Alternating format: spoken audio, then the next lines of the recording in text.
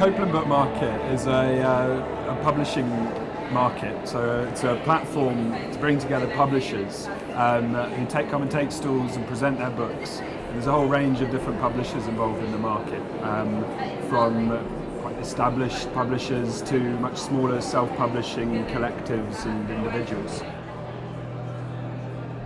We only charge for the production of the tables, and I think it's important that we can try and create a new market that isn't just a complete money-grabbing book venture. So it's generally, I think people enjoy that for that reason.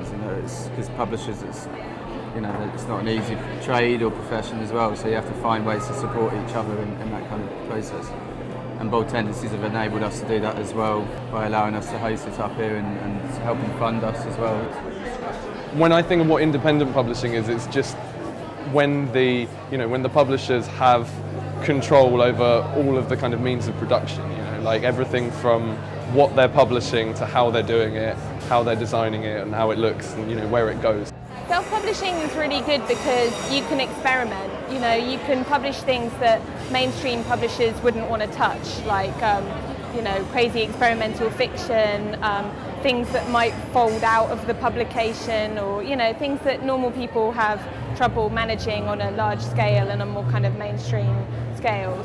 You can pretty much do whatever you like, really, and you're not kind of bowing to any pressure of anybody else above you or any funders. I mean, it's difficult because you have to do everything yourself and fund it all yourself, but that's also good because you learn the entire process of thinking of the idea and making it and then producing it and printing it and then distributing it.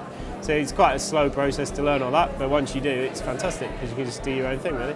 You can look across all the tables and see a real range of material there. You can find zines, like photocopy zines, which are really cheap to produce. You hand make them. You find like much more kind of monographic catalogues, kind of quite high-end publishing. You find T-shirts, find posters, find vinyl records, and the book market gives these publishers and artists, collectives, an opportunity to show their work to the general public and to sell the works, and also to meet other professionals and other artists and other publishers. I think a good publication is down to the contributors. So it's really their chance to present new work or express their ideas or opinions on something. And so as long as they're enthusiastic and see it as a good chance to present those ideas, then the publication will hang on that, really. First of all, think, is a book the right thing, right output for your work? Some people are just doing books because it's easy or trendy, whereas it might suit a gallery or a projection or something different to a book. So think if it suits a book first, then if it does, just get on with it, really, and come to things like this market and see how other people are doing it and learn all that. Really think about who your audience is and have something that will definitely pique their interest.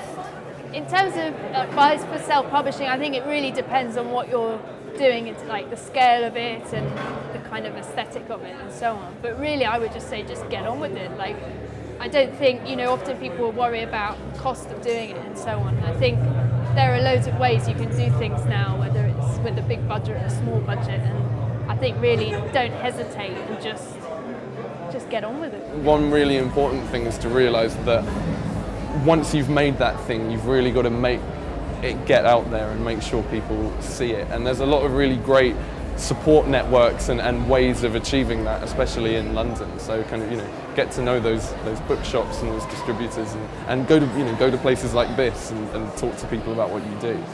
You have to do quite a lot of schlepping around with your publication and try and see the book buyers and the places that you want to distribute. You might not even want to distribute in a bookshop. You might want to be distributing something for free, or try and keep your publication fairly reasonably priced,